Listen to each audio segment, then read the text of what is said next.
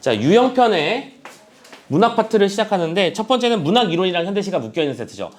참고로 요즘에는 이런 이론 파트가 잘 안 나오기는 해, 그지? 안 나오긴 하지만 이 이론 파트는 일종의 뭐라고 생각하면 된다? 거대한 복이라고 생각하면 된다 라고 접근하면 되는 거라서 이걸 굳이 설명하진 않겠고, 참고로 이 내용을 그대로 또 적용되는 경우도 없는 경우도 많으니까. 하지만 선생님이 안 한다고 너희들이 안 할 이유는 없다라고도 했었어. 그리고 나서 이제 뒤에 이육사의 교목 오늘 볼 거고요. 그 김종길의 성탄제라는 작품은 그 우리 지난번에 수능 특강에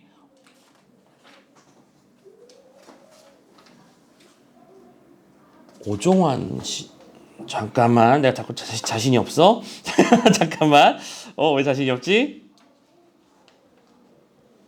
오장환이구나. 오종환이 누굴까라고. 자, 오장환의 성탄제라는 작품 우리가 지난번 수능 특강에서 배운 바가 있었죠. 그리고 참고로 그거 할 때 쌤이 뒤에 보조조를 만들어 드리면서 김종길의 성탄제를 붙여놨었지. 이번엔 거꾸로야. 같은 일이 벌어져 있어. 그래서 이번에는 두 작품이 연결돼 있다. 이거 같은 제목을 가진 두 작품. 오케이. 이 성탄제라는 제목의 의미도 좀 신경 쓰면서 봤으면 좋겠다라는 내용이 생각이 들고, 두 번째로는 주제 측면에서 이 작품이 이제 어떤 가장의 책임감이라든지 아버지의 어떤 고통, 슬픔, 아버지의 슬픔 이런 것들을 다룬 작품이다 보니까 그 이야기를 하기 위해서 연관 작품을 좀 몇 편 볼 생각이거든. 그래서 이건 다음 주로 넘길게요. 넘기고 오늘은 앞에 보기 내용하고 이미지 내용, 이육사의 교목 정도만 깔끔하게 보고 넘어가려고 합니다. 자, 일단은 앞에 보기에서 하는 이야기, 문학이론.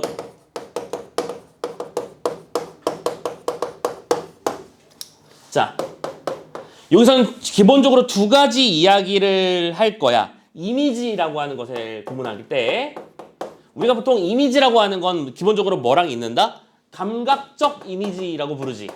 그렇지? 시각적, 청각적, 촉각적. 그래서 우리가 선지에서 감각적 이미지를 활용하여 라는 말을 만났으면 우리가 찾아야 될 건 뭐다? 시각, 청각, 후각 등의 감각을 찾아내면 되는 거였고, 기본적으로 이 감각이 없는 시를 찾는 게 더 힘들다라는 얘기도 있었어. 그죠? 근데 여기 이 지문에서는 이거 말고 무슨 이미지? 비유 이미지라는 것도 있다도 생각해 달라는 게 이 질의 핵심입니다. 첫 번째 줄을 살짝만 읽어볼게. 시에서 이미지라는 거는 감각을 통해서 재생되는 심상을 의미하지만 이미지는 감각적인 것만으로 한정되지 않는데, 이런 대표적인 이미지들의 예시로는 감각 이미지와 비유 이미지. 오케이? 이건 감각, 이건 낮 감각 이렇게 번역된 거잖아. 쉽게 말해서.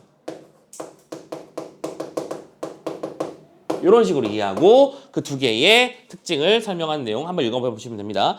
첫 번째 문단에 있는 단어, 이런 예문들은 너무 쉬운 거니까 넘어갈게요. 굳이 설명하지 말자. 그래서 중간쯤 1930년대 찾았니? 자, 지문. 1930년대 이미지즘 운동에서 알 수 있듯이 회화적 요소가 극대화된 시각 중심의 감각 이미지는 현대 이미지의 핵심입니다. 맞죠? 우리가 그래서 선생님이 이런 얘기를 했었잖아. 시각적 감각 찾기가 없는 시를 찾기가 더 힘들다. 인지가 다 되잖아, 그죠? 하얀 벌판 하면은 시각으로 인지되는 거니까. 열매가 붉다? 문제없죠. 고전 시가에서도 뭐 녹색 하늘, 우리 지난번에 봤던 작품에 푸른 하늘, 그렇지, 흰 구름 이런 얘기도 했었고요. 자, 그래서 회화적 요소가 극대화된 이 녀석은 어떤 현대 이미지의 핵심인데요. 이때 감각뿐만 아니라 대상에 대한 주관적 인식 혹은 정서적 반응을 동반하게 되는데, 더불어 시각 이미지는 그림을 그리듯 공간적 장면을 하나의 화면처럼 표현하기도 하고요. 이러한 화면들이 모여서 청각, 촉각 등의 다양한 감각적 이미지들과 연결되어 운동성 있는 장면으로 형상화되기도 하였다. 감각 이미지 효과들과 특징들을 쭉쭉 설명하고 있는 중이야. 그러면 이건 참고로 누가 봐도 선지 실제용 내용이 될 수 있다고 볼 수 있겠지. 자, 근데 중요한 얘기는 그 다음. 이 문단에서 중간쯤 넘어가면 그 봄은 고양이로다는 작품의 예문을 통해서 보조관념을 통해 간접적으로 구체화하는 과정에서 생성되는 이미지라고 하는 비유 이미지를 설명해. 그래서 요것만 잘 챙겨주면 돼. 감각적 이미지는 우리가 모르는 바가 아니라고. 시각, 청각 등이 있으니까. 근데 비유적 이미지는 밑에 있는 이 예문처럼 그냥 예문도 그냥 읽을까? 자, 쌤이 자꾸 딱 넘어가려고 하네. 읽고 가자. 금방울과 같이 호동그란 고양이의 눈에 미친 봄의 불길이 흐르도다 라는 구절이 있다. 자, 제목이 봄은 고양이로다라는 작품. 자, 봄이라고 하는 원관념을 고양이라고 하는 보조관념을 통해서 보여주는 중이지. 참고로 우리는 이걸 은유적 표현이라고도 하는 건 또 알고 있을 거야. 그죠? 근데 이것이 비유 이미지라고 불리우는 이유는 이 고양이를 구성하고 있는 몇 가지 신체 기관들, 눈이라든지 수염이라든지 털이라든지 그런 모습 등을 통해서 각각 봄의 이미지를 끄집어내고 있거든. 그래서 비유 이미지라고 부르는 거야. 방금 우리가 봤던 문장에서도 고양이의 눈에 미친 봄의 불길이 흐른다라고 말했죠. 그럼 이때 미쳤구나, 불났구나 하니까지 있으니까 지금 뭐가 큰일 난 거야? 아니지. 봄이 주는 생명력, 생동감, 움직이는 힘, 박동하는 힘 이런 것들을 표현하기 위해서 고양이의 눈이라고 하는 이미지를 들고 온 거잖아. 그렇지? 이런 식의 이미지를 형성하는 것을 보고 뭐라고 부른다? 비유 이미지라고 부른다. 됐나? 그리고 마지막 단락. 이미지를 개념상 감각 이미지와 비유 이미지로 구분하지만 사실상 두 이미지가 중첩되어 사용되는 경우도 많다. 이 두 개는 중첩되는 경우도 많다. 라고 말하며 신체 감각에 의해 지각된 감각 이미지가 시인이 드러내고자 한 정서나 관념 등을 비유적으로 표현하여 함축적 의미를 담고 있는 경우 이 이미지가 중첩되었다라고 부를 수 있는데 황금의 꽃같이 굳고 빛나던 옛 맹세처럼 감각적 이미지가 비유적 이미지가 연결되면 그치? 어디가 감각적이고 어디가 비유적인지 이해되나요? 황금의 노란색과 그치? 감각 시각적 이미지 맞죠? 그리고 꽃같이 빛나던 맹세였지. 맹세를 꽃에 비유했잖아. 감각과 비유 이미지가 합쳐져 있는 이런 중복의 경우라면 시각적으로 보이는 황금과 꽃이 귀중하고 아름답다는 심리적 의미를 드러낸다는 점에서 중첩 이미지로 사용된 경우라고 볼 수 있다. 됐죠? 자, 되게 뭐가 있어 보이는 것처럼 말했지만 아니 있어 보이는 것도 맞고 있는 것도 맞지. 하지만 어려운 내용은 아니야. 그죠? 비유적 이미지를 통해서 선명하게 인상을 드러내려고 하는 것이 이 감각 이미지의 특징이다라고 말하며 그 문제를 내기 위해서 밑에 이육사의 교목이라는 작품을 들고 왔죠. 자, 교목을 한번 따라가 봅시다. 일단은 이육사라는 시인이 등장한 순간 우리가 공부하는 이육사 시인의 시 대다수는 어떤 키워드가 연결되지? 의지적, 저항적이라는 키워드가 연결됩니다. 일제강점기가 총 몇 년이었다? 36년? 35년, 36년? 선생님은 36년으로 알고 있는데 뭐 따져봐야 아는 얘기지만 아무튼 그 정도. 니들 지금 몇 살? 19살. 자, 그러면 니들이 태어났는데 이미 일제강점기야. 일제강점기와 함께 어린 시절을 보냈고 청년이 되었고 지금 니 됐다고 치자. 그리고 앞으로 살아온 만큼 더 일제강점기야. 하나 더, 그 일제강점기가 언제 끝날지 몰라. 친일파 할래 안 할래? 친일파 할래 안 할래? 그러니까 선생님이 말하고자 하는 거는 대다수의 사람들은 친일의 길을 걸었겠지. 하지만 그 사람들을 비난할 이유는 없는 게 이 사람들이 진짜 대단한 사람이라는 거야. 그런 차원에서 이분이 대단하신 거라는 거야. 끝까지 자신의 의지와 신념을 굽히지 않으신 분. 우리는 그냥 단순하게 의지적, 저항적하고 말지만 이 의지적, 저항적이란 말이 붙기 위해서는 이 사람이 어떤 삶을 살았을지 가늠조차 잘 안 돼요. 맨날 우리가 뭐 죄수번호 264번만 얘기하지만 정말 대단한 분이 맞습니다. 그죠? 그래서 우리는 이런 이육사, 윤동주 같은 시인을 존경하는 거고요. 실제 이름은 모르는 거예요? 알고 있는데 선생님도 까먹었어. 하도 이육사에서 이제 이육사의 본명을 까먹었어. 본명은 찾아보면 나올 거예요. 뭐 구글링만 해도 나오겠죠. 워낙 이육사로 굳어져 있어가지고 선생님 알았었는데 까먹었어요. 자, 아무튼 간에 이육사의 시 특징 잡아주고 뭐 옛날에는 이 이육사 시에서 이제 뭐 남성적이라는 키워드도 많이 썼는데 요즘에는 약간 뭐 차별적 표현이라고 해서 안 쓰는 것 같아 보여요. 자, 두 번째 제목은 교목이에요. 작품의 중심 제재이며 대상이겠죠? 교목이 무슨 뜻입니까? 나무인 건 알겠지. 근데 그 나무는 나무인데 어떤 나무일까요? 교가 무슨 뜻일까?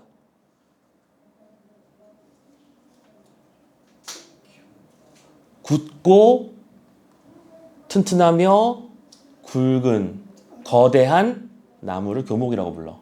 아름드리 나무. 아름드리가 뭔지는 알지?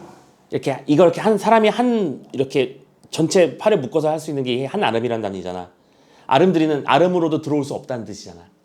그만큼 커다란 뜻이야. 오케이? 그래서 아주 거대한 나무를 말하는 거야. 그렇지? 이 거대한 나무가 어떻게 살아야 되는지에 대해서 얘기합니다. 이런 조그마한 이런 나무들이 아니라요. 오케이? 자, 가봅시다. 바로 분석 들어갈게. 푸른 하늘에 닿을 듯이 하면서 일단은 푸른 하늘 얘기했어. 그리고 이 녀석은 닿을 듯이라고 했으니까 닿진 않았지만 닿고 싶은 거네. 그럼 야, 이건 뭐 누가 봐도 동그라미 칠 만한 단어 맞지? 번역하자면 이상, 희망, 그렇지? 닿을 듯이. 뭐가 교목이 세월에 불타고 우뚝 남아서서. 근데 얘가 세월에 불타고, 야, 나무가 불탔어. 야, 큰일 났네. 죽은 거네? 맞아요. 죽은 거예요, 지금 이거. 불탔어요. 세월에 불탔어. 부정적 상황.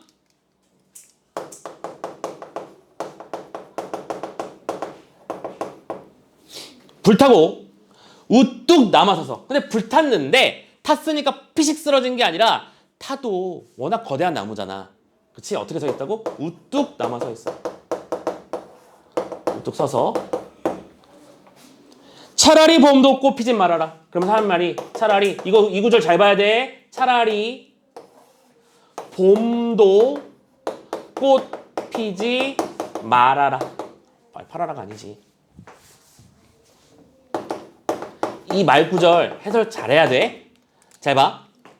차라리라고 하는 건 그러지 말라는 뜻을 강조하고 싶은 거겠고, 일단은 말하라라고 말했으니까 금지를 명령형 어미로 표현한 거지.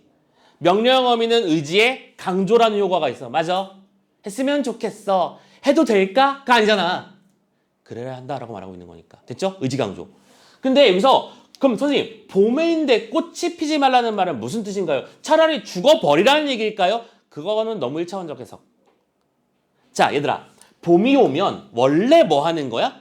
꽃이 피어나는 거지. 즉, 봄이라는 상황이 주어졌을 때 그 상황에 맞는 행동을 하는 거야. 그게 꽃이야. 근데 화자는 뭐라고 하고 있어? 봄이 와도 꽃 피지 말래. 그렇다는 얘기는 너 지금 불탔잖아. 그리고 불타서 어떻게 하고 있었는데 우뚝 서 있었잖아. 서서 가만히 있으라고. 뭐 하지 말고 그 상황에 맞추려 하지 말고. 그 뜻이야 이거는. 봄이라는 상황이 주어졌으니 거기에 맞게 상황에 맞게 움직여라. 즉 상황에 맞추어 가라가 아니라 너의 의지를 꿋꿋하게 지켜라라는 말이 되는 거지. 그래서 이때 이 꽃이라고 하는 단어의 의미를 조심해서 봐야 된다는 거야. 꽃이니까 무조건 동그라미 치지 마시고요. 무슨 말인지 이해됐어? 요거 이해할 수 있으면 이 작품의 핵심 다 잡은 거랑 똑같아. 거의 다 한 거야 지금. 됐니? 오케이. 뭐야? 뭘 강조하고 있어? 의지를 강조하고 있는 거지. 어떻게 하라고요? 화자가 말하고 싶은 건 푸른 하늘을 꿈꾸며 우뚝 서 있길 바라는 거야. 봄에 꽃 피지 말고 불 탔으면 탄 대로 버티라고. 그 얘기야. 됐나? 2연. 낡은 거미집 휘두르고. 낡은. 나 지금 근데 마이크 켜져 있냐? 잠깐만. 갑자기 켜져 있는가 불어? 네, 켜져 있네요. 다행이네. 낡은 거미집. 그럼 얘들아, 당연히 이 낡은 거미집이 쳐져 있는 상황도 나무의 어떤 긍정적 상황이라고 볼 수는 없을 거야. 거미줄 따위는 좀 칠 수 있지. 근데 낡은이라고 하는 건 뭐가 어려운 현실을 말하는 거잖아. 그죠? 휘두르고, 휘감고, 끝없는 꿈길에 혼자 설레이는. 오케이. 근데 그 상황에서 끝없는 꿈길에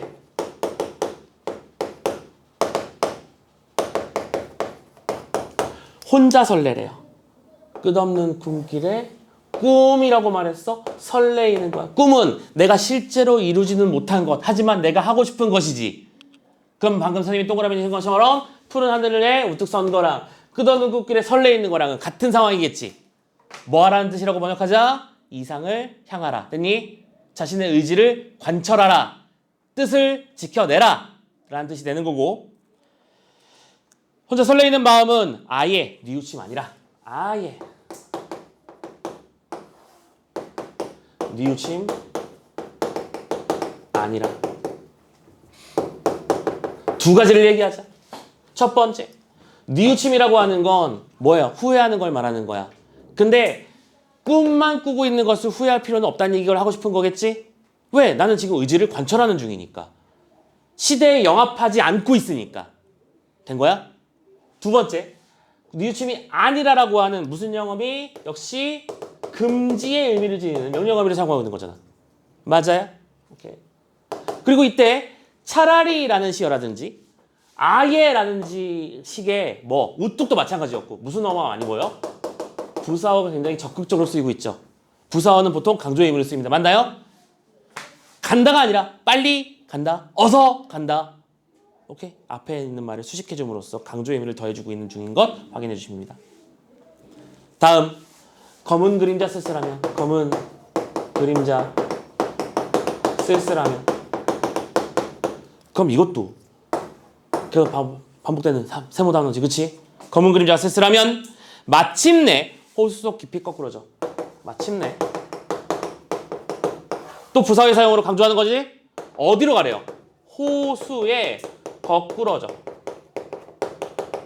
자, 똑같이 여기도 해석 주의 부분. 호수에 거꾸러진다는 얘기는 이제 나무가 부러져서 물속에 처박히는 상황을 말하는 거 아니겠냐? 그럼 이제 이게 의지가 꺾인 걸까요? 아닙니다. 그 다음 문장을 보세요. 차마 이렇게 되면 차마 바람도 흔들지 못할 것이다 라고 말하고 있지. 그러면 이때 이 바람의 의미를 잘 봐야 되고 흔들린다는 게 무슨 뜻인지 봐야 되는데 우리는 이걸 이미 알고 있잖아. 바람에 흔들리는 것도 역시 상황에 순응하는 거잖아. 받아들이는 거잖아. 상황에 적응하는 거잖아. 됐어? 근데 이 바람이라는 것도 그러면 여기서는 당연히 부정주시요. 나의 근본을 흔드는 것. 나는 우뚝 서 있고 싶은데 흔드는 바람이 오면 안 흔들리고 싶어야 될 거 아니야. 안 흔들리기 위해서 차라리 어떻게 해보라고 물속에 들어가 버리라고. 그러면 안 흔들릴 수 있잖아. 적어도 네가 원해서 거꾸러진 거니까. 뭐야? 죽음과 같은 어떤 의지를 가져라. 그 말을 하고 싶었던 거겠지. 되나요? 엄청나게 센 말을 하고 있습니다. 됐죠? 구차하게 살고 싶지 않다. 나는 끝까지 버텨내리라. 라는 말을. 장난 아니죠? 자, 아무튼 상징적 시어가 굉장히 두드러지는 시, 부사어의 사용이 두드러지는 시, 부정의 의미를 통한 강조의 의미가 나타나는 시, 그리고 요거 해석 조심해야 되는 시 정도까지는 꼭 기억해 두실 것. 됐죠? 자, 여기까지 해서 교목이라는 작품 봤고요. 다음 작품 김종길의 성탄제부터는 우리 다음 시간에 이어서 가도록 할 테니까 오늘 드리는 보조자료 잘 챙겨서 다음 주에 또 가지고 오시면 되겠고요. 자, 고생 많으셨습니다. 살펴들 들어가시고 다음 주에 만나요. 끝. 고생했습니다. 끝.